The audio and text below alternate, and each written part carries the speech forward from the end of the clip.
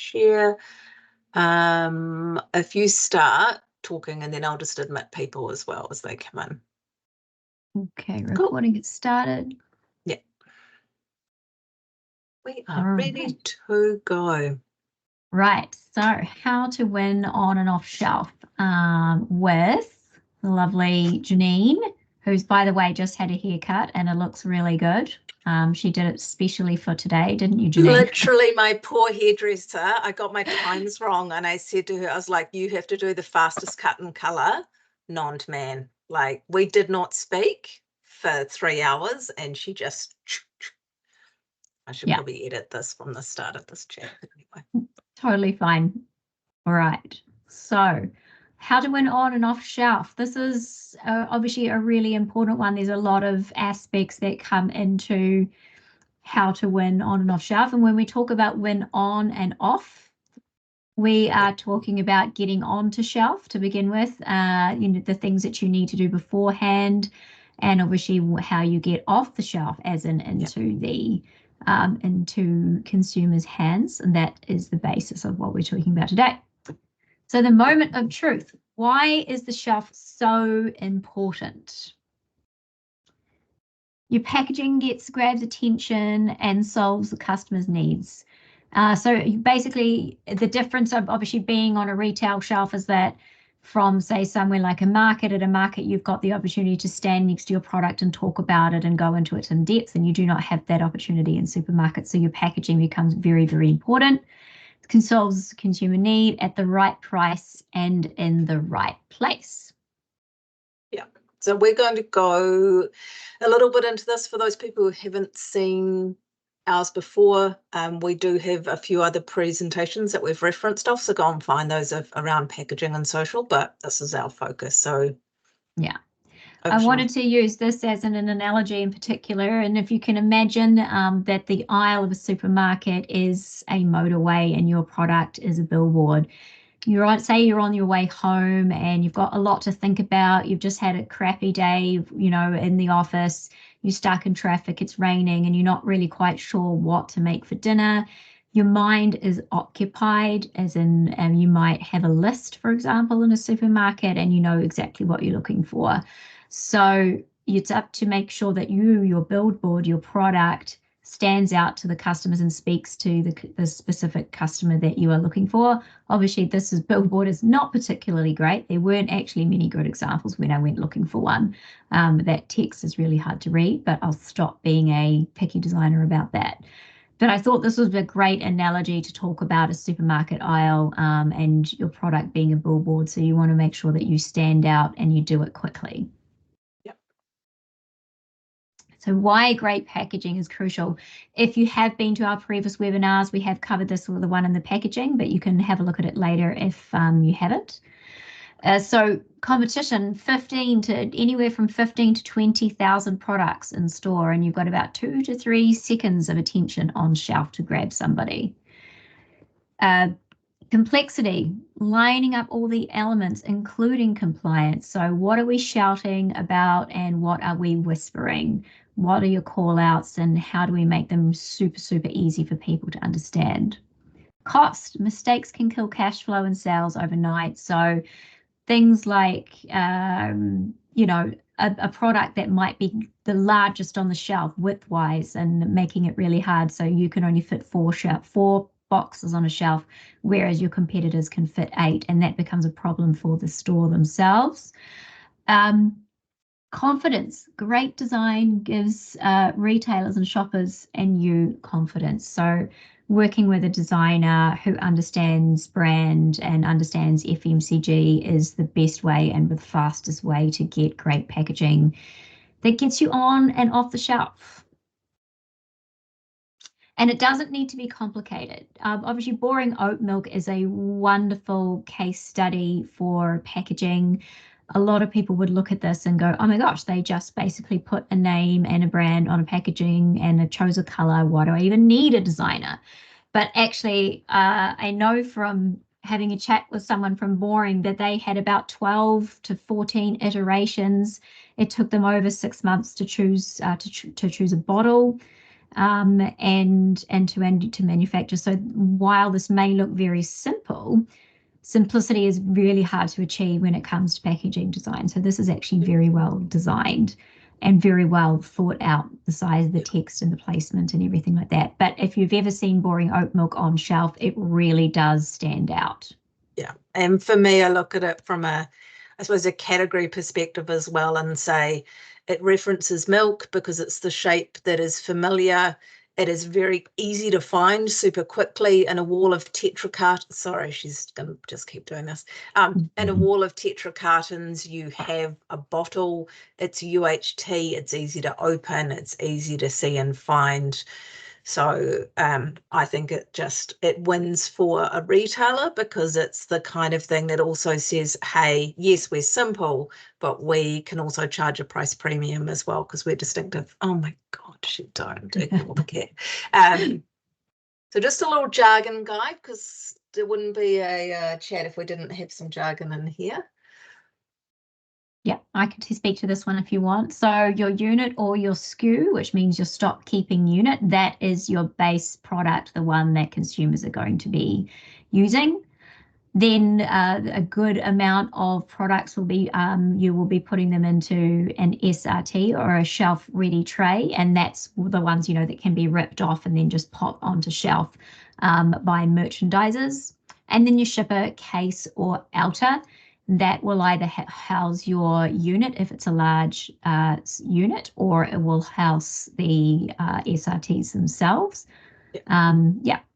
So we're going to explain a little bit more about why these are important when it comes to winning, because there's a few little things that can trip people up, and certainly we've got feedback from retail as well as around it. So in terms of the flow, Laura touched on these, so we're going to tag team a little bit. So we have the before, the on, and the off. So we need to, you don't do this and you're not really sure about this, we could talk about getting off the shelf all you like, but you won't have even got through the front door. So that's why I said there's 3 things to do. Yeah, absolutely. All right. So before, spend some time, and I put some as in a lot of time, in your target retailers. Ask questions and know your category. It's not weird to go and stand in a supermarket for a long period of time and not buy anything. You're not.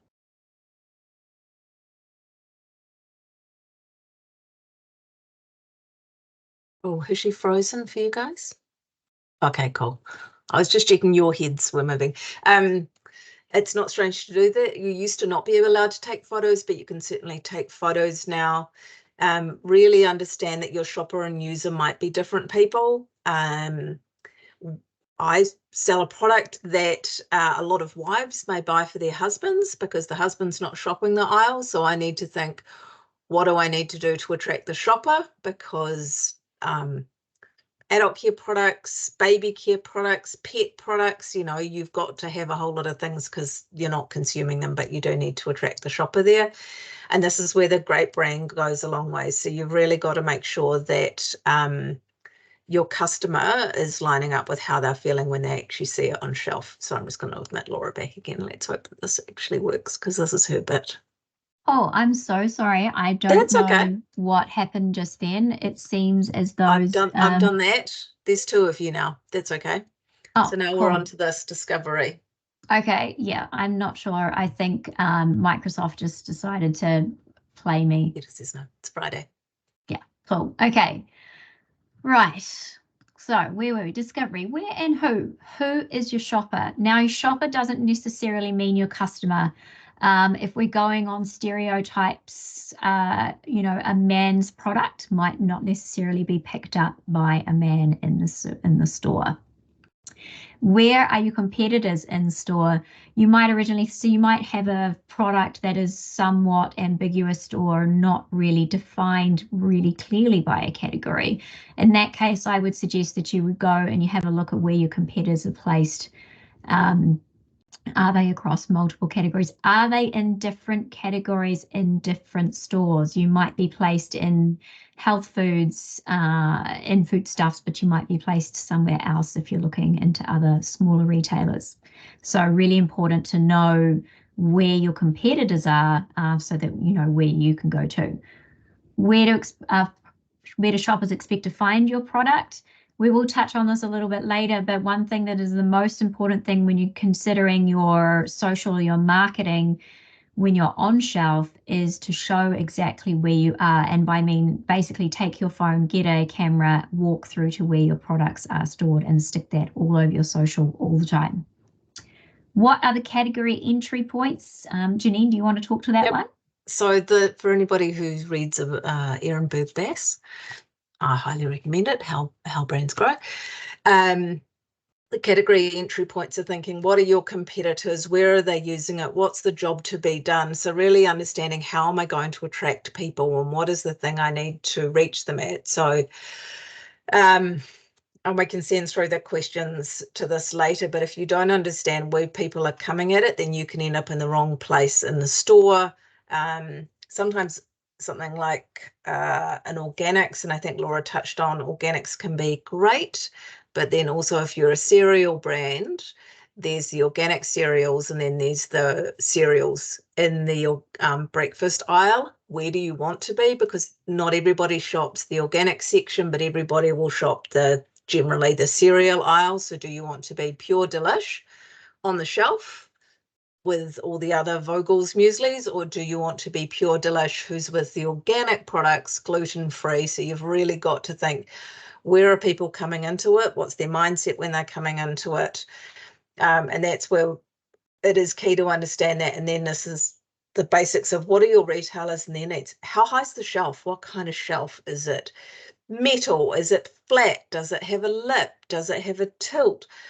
What kind of space do you have? You know, if you go to Costco, Laura and I, we can tell you, like, Costco shopping, they want a pallet that they can unwrap and it's good to go. There is zero merchandising if you're selling in Costco. Whereas if you're going into an independent health store, they may only have one or two of yours on the shelf. So there's a lot of more physical merchandising. So you need to understand this. Otherwise, you'll design a product that doesn't fit the retailer. You won't get on the shelf in the first place. Correct. And also with the smaller retailers, like, for example, somebody like IE Produce, and you touched on the fact that you might only get one or two of your product on shelf. If you can imagine you're getting one or two of your product on shelf and everybody else is doing the same, that is a lot of noise in a small amount of space. Yeah. Understanding the shopper and the consumer, they're not the same thing. Where and how do they shop? Bulk buy, weekly top up? Are they buying for 4 people? Are they buying for 6 people? Are they doing a shop for somebody else? That's super important to be able to understand that. And how do they use your product? Are they going to get it home, and is it going to go into their bathroom, into their shower? What's the impact of size? I had a conversation with a potential client the other day who wanted to do quite a large square bottle, and I said, have you put that, and this was for shampoo, and I said, have you put that into your shower? Does it fit, or is it going to be the only thing on that shelf? So that's a really important thing to think about, beyond the store. How is the product actually going to be used? What's important to them? So obviously there's a lot of talk around sustainability. Sustainability is a great one, actually. People are now more conscious about recycling. We've just had a massive overhaul of our recycling codes in New Zealand, so it's caused a lot of brands to think about what their packaging and stuff is made of. But that may not be suitable for your product. There are certain products which must go in plastic, or so glass products are tricky for supermarkets. So a lot to think about that. There's a task which I get every single client that I work with to do, and that is, what does the day in the life look like for your consumer? And you can write that down like a story. You can say, they get up at 6 a.m, they have a morning coffee, they journal, they go for a walk, and they hit the road in their car. They're not ride sharing. That kind of level of detail is really nice and key to know about your consumer, because that's going to help you in the long run to work out the best way to be on shelf and get on shelf when you're in store. And I have a really good example from a previous place. We had a belief that people that go to service stations want to have healthier options. True, sort of. They want something that, but what they did is they launched a salad offer, which would be cool, except no one wants, how do you eat a salad when you're in a car, a van? It's going to go, if you leave it on the bench, you're going to, even a sandwich. So that's where things like pies and packaging, you understand the retailer, it goes in the bag. We put the chicken tenders and we merchandise it, and a way to sell chicken tenders is we would put 3 or 5 in a coffee cup so that then the tradies could put them in the cup holder in the car, in the van, and then they can eat the chicken tenders as they go. So we really thought about who is the shopper and the consumer. To Laura's point, where are they and what can we do? So that helped us to drive extra volume, because people would be like, sweet, I can chuck my chicken tendies in the car, can eat them. They'd buy 5, because they're used to thinking of multiples. And rather than trying to eat them out of a bag, you actually gave it to them in a format because you understood where they were going to consume it. And as a shopper, it also shortened it because they just went, yeah, I'll have that. Like they just bought the cup with the cup that had been stacked with chicken Easy tenders. Decision. Yeah, so easy decision and recognizable elements. Coffee cup, I know a coffee cup fits in my cup holder in my car. Decision made. Yeah. Felt healthier. But salads, no.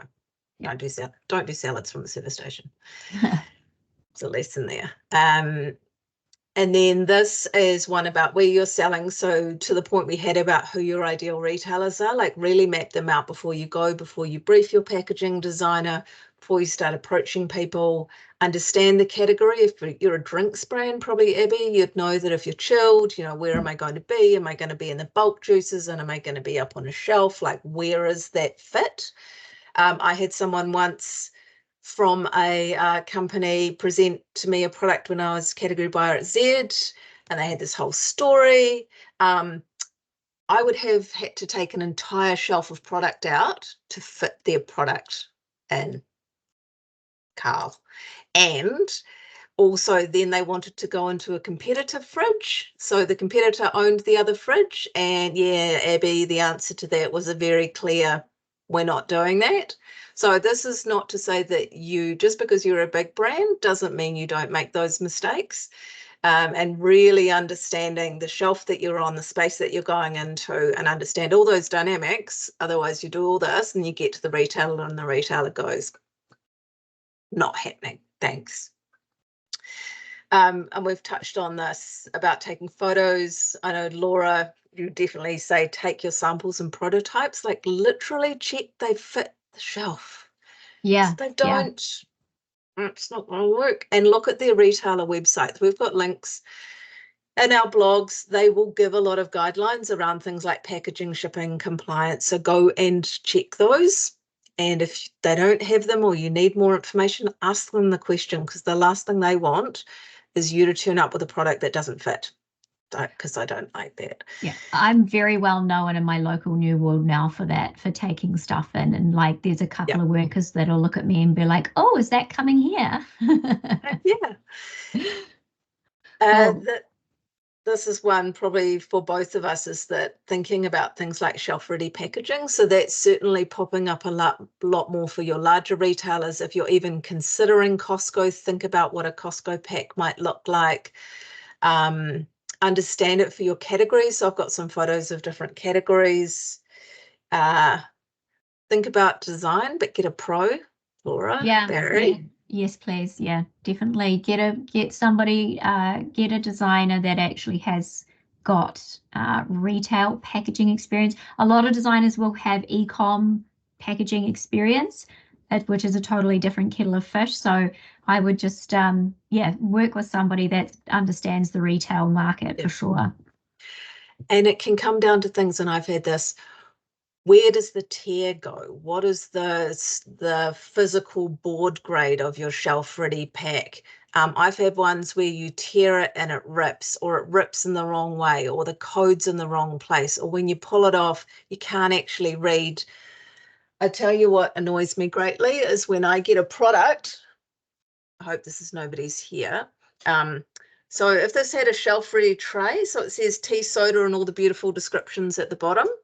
If your shelf-ready tray covered that, because that's where it sits with the lip, I'd be looking at this beautiful thing like this and going, that's cool. I have no idea what it is. And as a shopper, I'm going to walk past you because I don't have the time.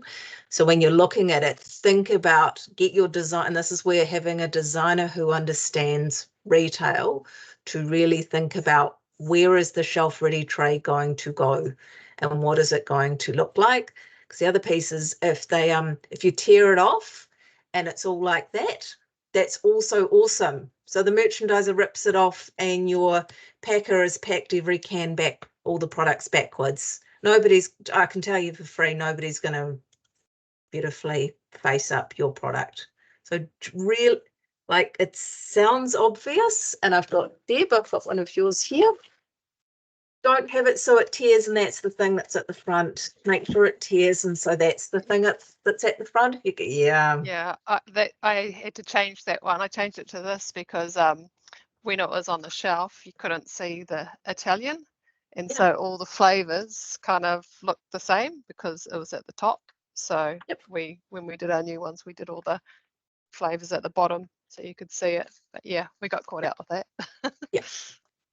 And it's I was going to say one thing, not to talk too much onto packaging and that, but one thing that is really, really important to know is obviously, and you guys are all semi-veterans now, but the first iteration that you do that goes into retail is never the last. You learn all the time and all the ways. So you will be constantly updating your packaging as the more you learn. It is a constant learning space. And the more you can avoid mistakes at the start, the more money you save, because you're going to go grey trying to worry about this stuff. Case count. So this is really important. It's your responsibility. Don't just do what the manufacturer tells you they can do. Understand what the ideal is for a shelf. So retailers will look at case fill. So case fill is how many units they can fit on a shelf. So you need to understand how many deep and how many wide. So when it comes to facings, the facing is like literally the face of your product. So if you have one that is a 20 count case and your shelf takes 12, what is that guy supposed to do with all the ones that are left? Like, that doesn't work. And then sometimes people will say, oh, it's cheaper to do a shelf ready tray with 2 wide. You're like, is the retailer going to give you double facing? Because if they're not, that's also not going to work as well. So really understand your case fill. Understand that you don't want loads of product floating around the back. When I do planograms, you actually get that as a number. So it's a piece of data that they have that tells me what is the case fill. I don't want it to be too high. I would have people that would give me 12 and I could fit 8 bottles in a slot. I'm like, well, then I'm going to have 4. They're going to float around. I'm not sure what to do with it. And this is an example, Sarah. You may recognize these from photos we took. And this is just an example, and I thought this was a good one. This is from Countdown Downtown in Metro in Auckland, just showing these are all bars, and these are all to the different kinds. So Justine's is plain, Carbless has full branding, and theirs actually has it so that when you open it, it sits and folds up. So then they have that as extra signage. To Laura's point, it's an extra billboard, whereas Musashi is just a tear off the top. So they only have it simple like that. And the I can't remember the names of these ones. I think these are like the Atkins ones, which are just the box. So really, this is Bear Bells, which is the new one. So really understand this. This is how Go Natural use theirs to have some messages. So if you're a consumer and you're looking, what is the thing? Do I want prebiotics, protein? Personally, probably a little bit busy. So you did with some of these underneath, but if you're a shopper looking, then that's one. And you can see this is a pretty standard format that has it with the tilted side. So they'll just rip the top of that off and that will essentially be their shipper. Whereas these may come like this, or these may come in a bigger box, but sometimes these can get a bit damaged. And in this instance, sometimes they'll get ripped off because the shelf height might only be this height. They protect your product, especially if it's small. If you've got sachets, it's easier to find it. I'd argue possibly not here, but sort of.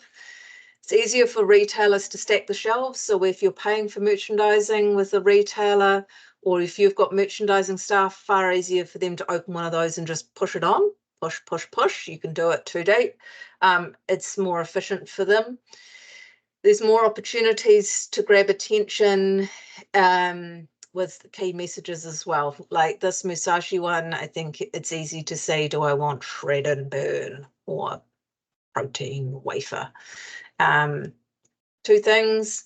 Are you ready if you're asked to do it? And have you costed it out?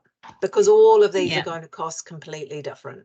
They do, and also shelf readies can be expensive.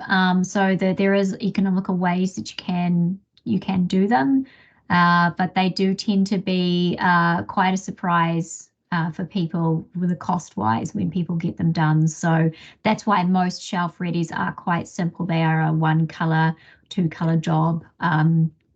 Because the card themselves, if you're using ones that are quite structural, can be quite pricey per unit. Yeah. And then thinking about the physical shelf. So this is where we've just got some examples. This is mine. As much as I love, and I used to work with this brand, Whitlocks. It's really hard for me to tell. And yes, white is really nice and stands out, but all these are different flavors, which is kind of great. They have a little bit of a description here that says new, but it did take me a bit more effort, whereas this one is a single color, but I can see the different variants quite easily, and easily when they start to get used. And then this is Watty. So this is the cheapest shelf ready tray you can get, which is a bit of cardboard. Probably got some plastic on it. We're being generous. This Watty's one is a different one. So their plant one is white. This is their black one. But again, they use strong colors. They put the description in the middle of the pack. So then they've got a simple tray, but easy to see. So if I'm a shopper and I'm whipping down the aisle because the kids are screaming, then I can find my products really easily. And I think this one's a new challenge, Laura, that you took a photo of. These are the new fridges which have gone into Countdown/Woolworths. They've been rolled out over the last sort of 6 months. And this is in my local, and the lights weren't working. So all those products you can see are actually the reflection of the other side of the aisle. So none of the products can be seen. So sometimes things like this do happen. Particularly if you are one of these poor products in these fridges. And so that really comes down to you and your marketing and how you're supporting away from the store to get people to go in and to buy in the store. Yeah. So this here, we've got, sorry, I'm conscious of time. We're taking times. So we've talked about this, working on it. We've touched on this really about where do they expect to find you, your pricing, packaging, secondary placement. So now we're going to talk exciting P's, planograms, placement, pricing, packaging, and process. And it's not a tongue twister. So you need to be in the right place where shoppers can find you, and the right price, and setting up for orders tracking, etc. So this is a planogram I snipped off the internet. Very familiar with it. Coke-like food. So this is beverages, CSDs, carbonated soft drinks. This is what we call the direction of traffic. So always understand what the direction of traffic is going to be when you get a planogram, because you have brands like Coke, they want to be what's called first in flow. So this is very clearly manufacturer blocked for Coke, and I guess this is Frucor coming in off the back of it. And then you have your tertiary brands and your private labels. You might want to be there. There is zero chance you're going to get in the Coke space. So it's not going to happen. Understand the flow of pack sizes. So in this instance, they have their smaller cans at the top, and then they go through their bottles to the big. So some of this is health and safety. You'll always find your 30 case cans on the bottom because health and safety says you can't put that any higher because it will fall off and hurt someone. Sometimes you can have issues of glasses on the top because of glass drops. Then that can also be health and safety because you don't want glass to shatter. So really understand it. Because when you go in and you're talking to a retailer, you need to say, this is where I want to go. And you need to be able to say why you can go there and what it's going to look like. Every major retailer will have one of these. They might not share it with you. It might not quite look like this, but they will all have one. They are all measuring shelf height. So that's what this is. It tells you how many notches. You don't want to move your shelves if you can avoid it because it's horrifically difficult. It's the worst jigsaw puzzle I've ever had to do. I did not enjoy this part of my job. So really understand the shelf, and that's a planogram is the word they'll use. Triple check your pricing when you're going on shelf. Remember, the retailer sets the final shelf price. You can't set it. You can't tell them what it can be. It's called recommended shelf price. They will set it, but you need to make sure that the pricing is all set up in their systems. They can't order it if you've not got it set up. Think about, have you got any introductory deals or offers? And once they've done it, go in store and check that they've actually put the right price ticket on the shelf with your product, which sounds really basic. But again, a shopper is going to struggle to buy it if there's no ticket there. And if somebody's just shoved you and stuck it on the shelf, shoppers are going to look at price. We're in a time where price is something that we think about when it comes to purchase. So do these, and that will help you get your sales through. Your packaging and ordering process. So it's really cool when you get these orders and the retailers have accepted you. You need to think, are all your cases good to go? That means that you can't have damages, you can't have dents if it's been sitting in your garage, if it's sitting in somebody else's warehouse. The store's not going to accept damaged product. Your cardboard carton turns up and it's smushed in the corner, it's got wet, it's lifted, the security seal's gone off it. That's a reject. You won't even get from all your hard work manufacturing, ordering. They're not going to take it. You'll pay for it because you're going to have to sort it out, and you'll lose time in sales. So really make sure you nail that, which is that last little piece that can really get lost. And make sure you're set up in their system for ordering. Like, have your margin model got the cost for sending the product to their store? Because sometimes we can have cost of goods, and then we have marketing, and we don't have all those distribution costs in the middle. And really think about, what tracking system do you have in place for first orders and repeats? Do you have a follow-up call? How many units do you think you're going to sell? So if you have a case of 12 and you expect to sell 2 units a week, call them after 4 weeks, call them after 3 weeks, but probably don't call them after 1 week to ask about a replenishment order, because they're not likely to sell 12. Like, really, and this is where things like case count, that's why it's important, because it helps you understand, how often do I need to go back and call these people? Because yes, they want full shelves, but they don't want over full shelves. And then any questions we've whippity-whipped through? No? Okay. So this is the before the shelf. Once your product's on the shelf, woohoo, the case has arrived, beautiful shelf-ready tray, the price is right, the ticket's right, the ordering's worked, everything's there, that's cool. The biggest frustration I hear from brands or brokers is often brand owners go, cool, over to you, and then they kind of peace out and leave it to somebody else to do the sales piece. It's actually your responsibility as the brand owner.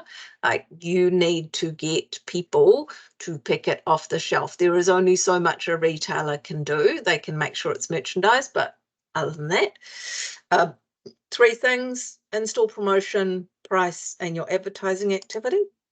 And this is actually advice from a store buyer. So Richard, I think, has been at New World Albany for a very, very decades. And you can just, this was from 2 days ago, so you can go and look him up on LinkedIn. He actually shares quite a bit. It's quite useful. What he talked about is the factors he considers when looking at new recommended or locally ranged products. So besides, you need to make sure the numbers all stack up and there's some space. There's 2 things that I pulled out. 1, promotional program. Do you actually have one in place? Have you loaded it? For your RR, so a recommended range, have you actually loaded that in the portal? Because if you haven't loaded that in the portal, then he's not going to run it. For a local range, do you actually have a promotional program? Are you going to go 4-week deals? Are you going to do 1-week offers? They expect to have that. Do you want to have displays, secondary displays, etc.? And then supporting the product. What else are you going to do to support the product? You have to have a marketing budget to work with your retailer. So and we've got examples here of low-cost things you can do. Are you going to help them with social media posts, provide them some assets, digital POS, demos, samples, like have a plan? And this piece I called out, and he says, don't wait and use these as a last resort. You have a limited time when your product goes on shelf. You need to nail it from the start and have that contact with the store so you can actually get in and do that, because the longer you sit on shelf and don't move, the more likely you are to be deleted. Yeah. And also with promotions, and I'm sure you'll go into this now, is that the fact that actually doing any in-store promo with either of the big guys is quite expensive. Yeah. So, there are lots of things outside of working directly with them which you should be doing at the same time. Yeah. And I've underlined and made this bold because promotions and deals are not optional. So if you're in retail, this is not a, hey, I'll just see if I can not do it. You have to factor in and budget for price discounts and promotions. I'm just going to throw this cat out because she's dropping that. You have to factor that in. You also have to provide funding. The retailer's not going to cut his margin for you when you're new. That's really nice, but they're not. And it can be the biggest WTF in their margin model. For large manufacturers, it can be 30, 40% of your net sales value has to go into this kind of discounts, not just price discounts, but all the discounts. And understand they can also have buy periods. So they might buy you at lower price 2 weeks before your price promotion starts on shelf. So you have to sell to them during the buy period at the lower price. And then they get to hold it at that lower price and sell it for a higher margin after the promotion has finished. So yes, your promotion might be for a certain time, but depending on the kind of deal you negotiate, this is really can be a big surprise for people. And we're probably going to talk about this in the next session, is around your margin model. Make sure you've got enough in there to cover this. Understand what your minimum break-even pricing is. Don't be talked into giving them money because they're really nice. Like giving people money because they're nice is not really a way to have a great business, and track it closely because it can blow out really fast. Really fast. And when I say blow out, it'll blow out your costs. If you're looking at price promotions and doing different things, you don't just have to offer cents off. Cents off is fine. 50 cents off, $1 off. But there's different things. Buy X cases, get one free. The retailer makes 100% margin on all the product that they got for free. Win for them. For you, you only pay cost of goods. So you can use that as a way to drive extra stock weight, to say, hey, do you want to take these two? They're going to put it on the shelf because it's free product, 100% margin. And it can work for you for driving some volume and some trial. You can have introductory deals. If you're dealing with smaller retailers, 10% off your first order, 10% off if you do volume deals, a certain amount off if you buy a certain amount, or special events. It's Mother's Day. Let's buy some more beautiful Sarah's Carpety chocolates. So a tip is talk to your retailer or the store, understand what's negotiable, understand what else you can get. They still have the ability to do incremental displays. If you can have your product in a place that people can find it, it actually doesn't matter where a shopper buys it from. The key thing you need is them to pick it up and scan it through the till. Like, that is literally the whole goal of all of this. And your product is your best tool for making price discounts. That isn't going to kill your bottom line. So these are just some of the ideas and ways we have. and your merchandising and displays are your last chance to get in the basket. So merchandising is about looking amazing on the shelf. So this is where, are you front faced? As I said, you don't want to open the shelf ready tray and have everything be backwards and your beautiful design is invisible. Your stock weight is good. So you're not hunting in the dark and that you've got 3 in and all of a sudden the store doesn't have great lighting and you can't find it.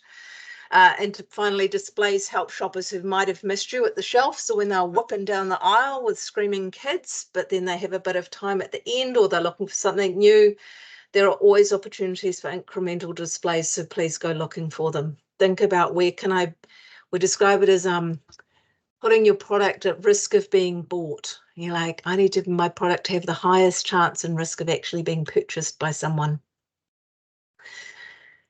So that's before. This is all retailer stuff. Now we're just going to touch on some advertising.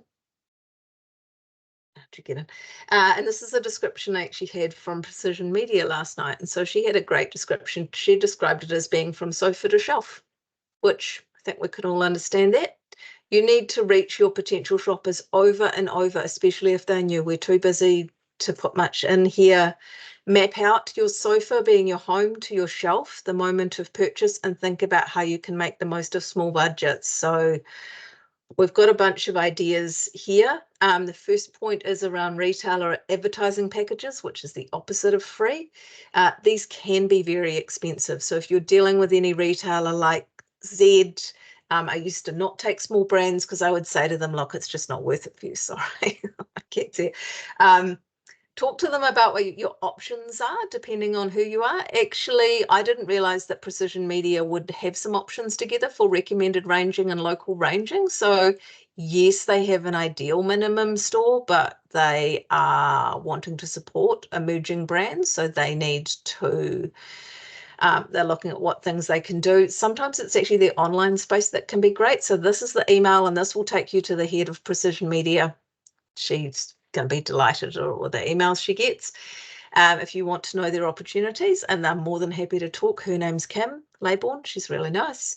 If you want to understand that. In Cartology with Woolworths, they do have a variety of options. If you look on their website, which is cartology.co.nz, I have small brands, things like a CPP, so it's a promoted post. So when you're shopping online, what it means that automatically it will come up is that your products are ranked based on how popular they are, which if you're new, that's not going to work, but you can actually have it promoted. So like in Google, where you have a sponsored product that sits at the top, you can sponsor your product so it moves up the ranking sheet. So when somebody's scrolling for chocolate or smoothies or whatever, and you pay per click, so it's actually good, is that you know that somebody's had to take an action in order for you to pay.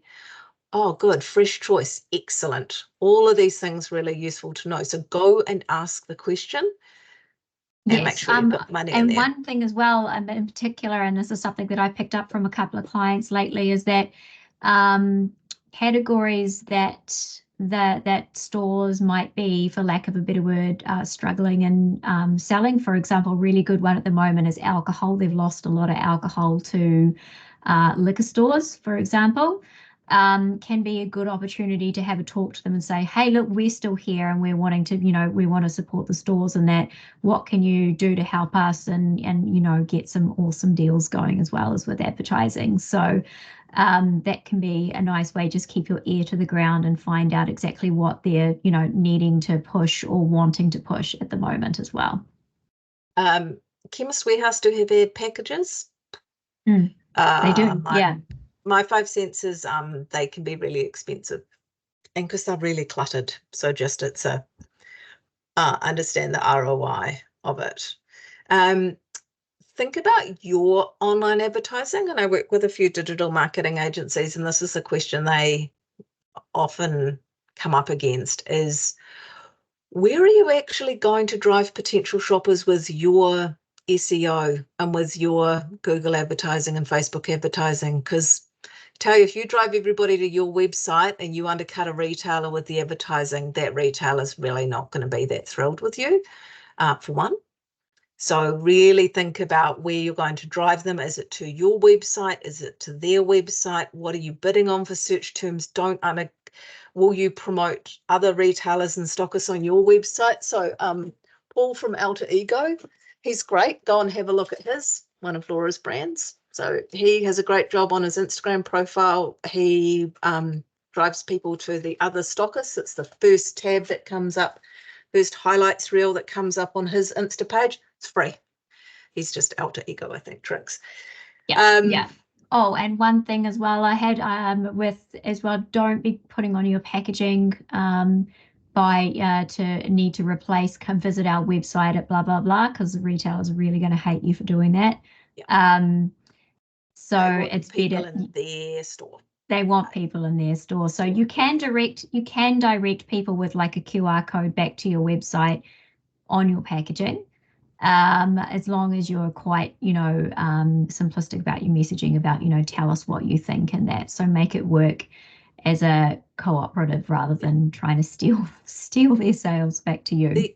The other thing you can do is think about what is your shop offer on your site. So I have a shop and you can only buy by the case on my website. So then a retailer's like, that's fine. Nobody's going to buy a case from me.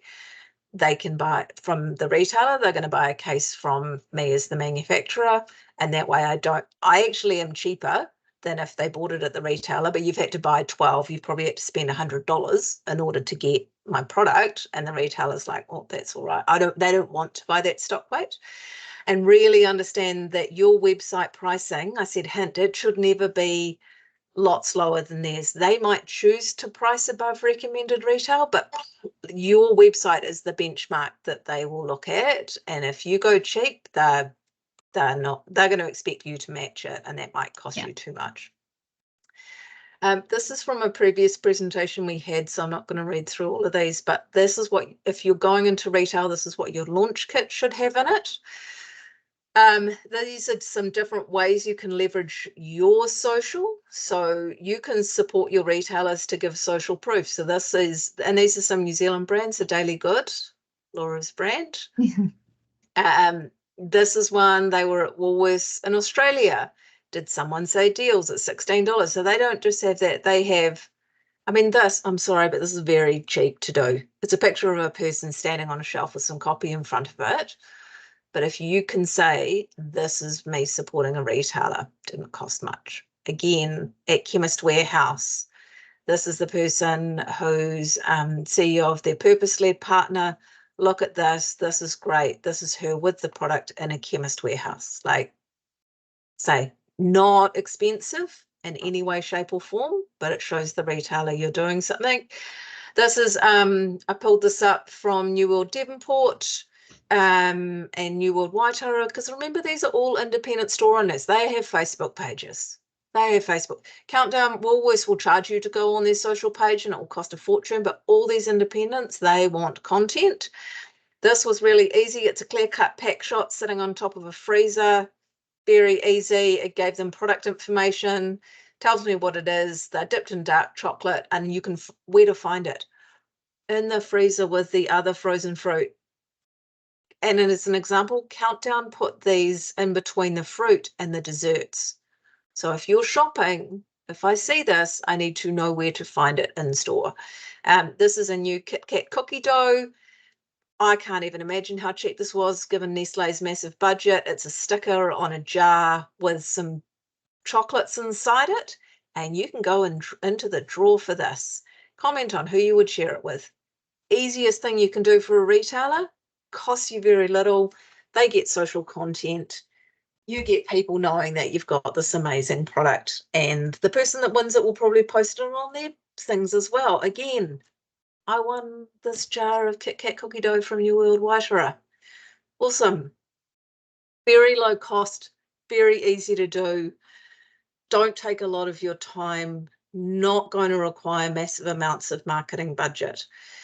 This is one you can add in your retailers section. So I should have dropped Paul in here. So this can include your posts and stories as well as posts from them. So again, if they posted on theirs, you can post it again on yours. I like this one that just chucked up their feed, new at Whole Foods. How easy for you to do something that says I'm now available here. You can do this. And as a frequency, if you're looking for a frequency of how often you should be doing here's where we are posts, you should be doing them at least once a month. If you get, so that should be a regular in your social content, as a story or as a post. If you get a new retailer, shout about them, give them some love. Yep. So it's very easy these days. You can put it in your feed or put it on your wall, like no problems. This is if you have influencers or people that you work with, get them in store. So this is Sarah, Sarah Licious Eats. She's at Sprouts. I know you can go and have a look, but she literally, like, you put your camera in the shelf and then you open the door and you're like, whoa, look at this. And it's a picture of Sarah, and Sarah did it herself and would be incredibly easy. It leverages your creators. It creates some buzz. You can give the creators in store if you can with a retailer. So if you go to the Mount Organics, can I give somebody who lives at the Mount a discount so that when you go into Mount Organics, then they can get a discount off their product? Again, doesn't cost you much. You've already spent your money on an influencer, so use it as much as possible. This is how we get the product off the shelf. Yeah. Can I do it? Sorry. This is it. And it's not weird. Like putting your camera in a fridge into a supermarket, taking the, like, we're so used to the influencer, the Instagram life now. There are far more weird things going on in supermarkets, so don't worry about it. And this is where we talked about, and this is particularly with small brands, connect your retailer with your social activity. So can you go in store? Here's my product on the shelf. Reshare their posts. Isn't this awesome that we're in the Wonder Markets with Holy Moly Skincare?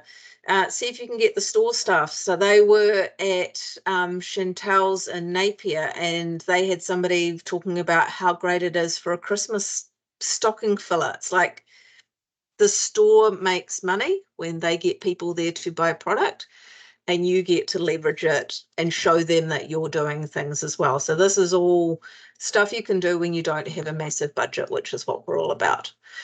And then finally, nail the basics in their online store.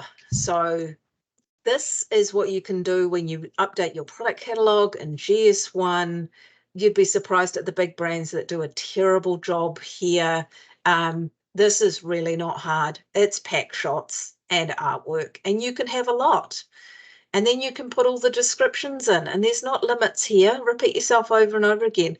I've got examples of a new brand called Haraway's Immunity Oats. It literally has a picture of the front of the pack and nothing else. It just tells me it's made in New Zealand. And I'm like, I don't know what immunity oats are. I don't know why I should buy them. I don't know what the nutrition is. I don't know what else is in there.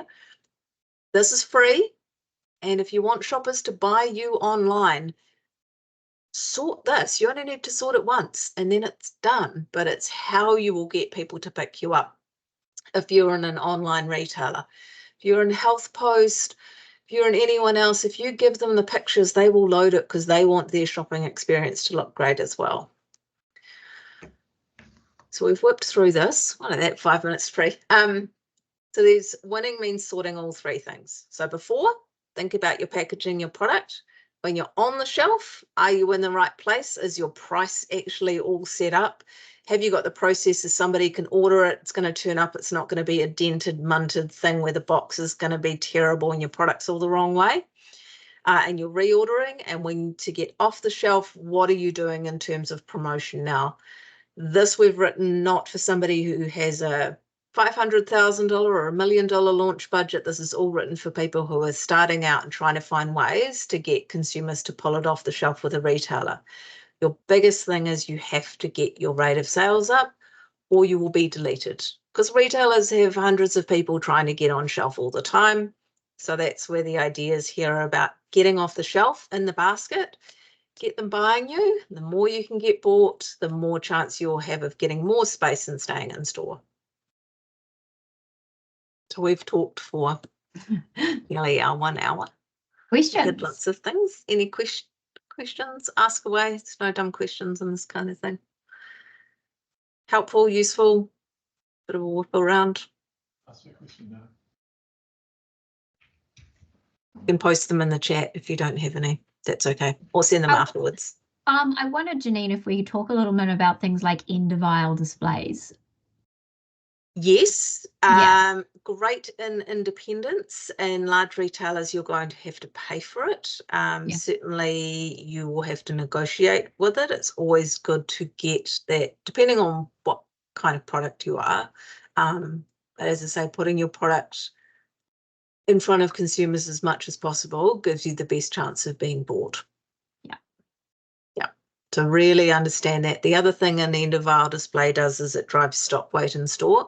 And that retailer, once he opens the box, is not going to seal the box back again, and he's not going to put it back out the back. They're going to try and sell through the product. So if getting stock weight in, it's also a way to drive that. But wait, there's more. Oh, Laura, we need to. Oh, yes. This Thing. is a guide that I've put together. It is, you know, your guide to FMCG. There's a couple of stories talking about barcodes, terms. I've got an interview in there with a food tech, a packaging checklist, everything that you will need for your brand and for your packaging when looking into retail. So if anyone would like a copy of that, I'm more than happy to send it to you. Just let me know. Or you can enter the form on my website as well and download it there. These are our email addresses if anyone needs to find us, because we'll send this out. In terms of what's next, probably this group gets to have a little bit of a pick or a vote. We're going to go from the advertising and packaging, and it's going to be all about the numbers. It's going to be our spreadsheet time. So it's either working with supermarkets about their reviews and process, CPTs, everything you need to work through, or it's about understanding your numbers. So going through margin models, how to do your forecasting, looking at trade spend, etc. I could say right hand for one thing, left hand for something else.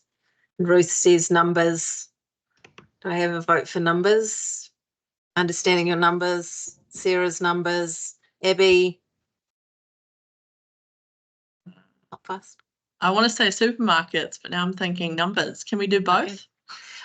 We do these every month, so we can do absolutely everything. One thing you might find is we've got articles around working with supermarkets and the reviews and process, so you can go and have a look at those and then fire me through any questions you have about them. What I am thinking of doing is a spill the tea session in May or June on the foodies merger if that all goes ahead. So there will be no retailers invited to that, and we will be talking about what that means. So for anybody who goes to a supermarket or who might sell in a supermarket, or is just curious about that, that's probably a topic I think could be useful, only because it's quite a big thing if it goes ahead.